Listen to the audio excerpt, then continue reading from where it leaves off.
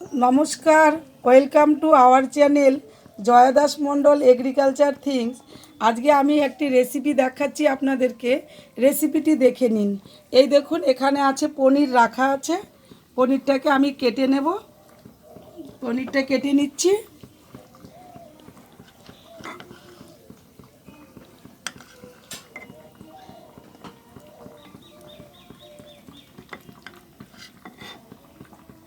এই দেখুন, পনিরটা কেটে নিলাম।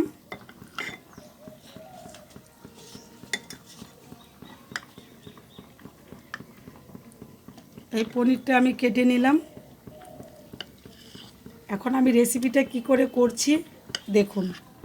আজকে আমি পনিরের রেসিপি তৈরি করব একটু অন্যরকমভাবে। সবসময় তো একরকম খেতে ভালো লাগে না।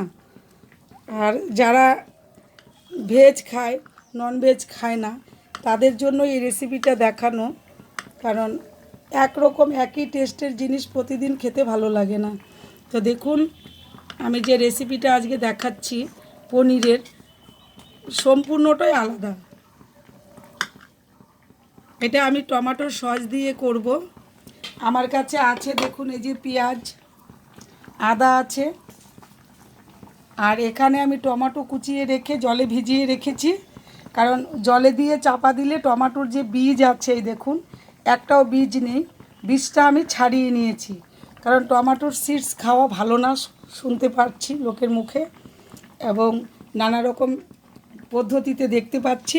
ওর জন্য আমি ছাড়িয়ে নিয়েছি টমেটোর বীজ। এই টমেটো রেখেছি আর আলু কেটে রেখেছি। আর এখানে হচ্ছে এই যে দেখুন ছোলা, কাবলি ছোলা আমি ভিজিয়ে রেখেছি। কালকে রাতের থেকেই ভিজিয়ে রেখেছি, একদম নরম হয়ে গেছে। সেই কাবলি ছোলা দিয়ে আমি এই রেসিপিটা বানাবো। তো আপনারা দেখে নিন রেসিপিটা।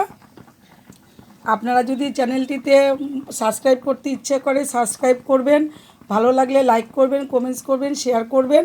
আমি সম্পূর্ণ ভিডিওটি আপনাদের দেখাবো। আমি আবার খুব সুন্দর রেসিপি নিয়ে আবার আপনাদের কাছে চলে আসব।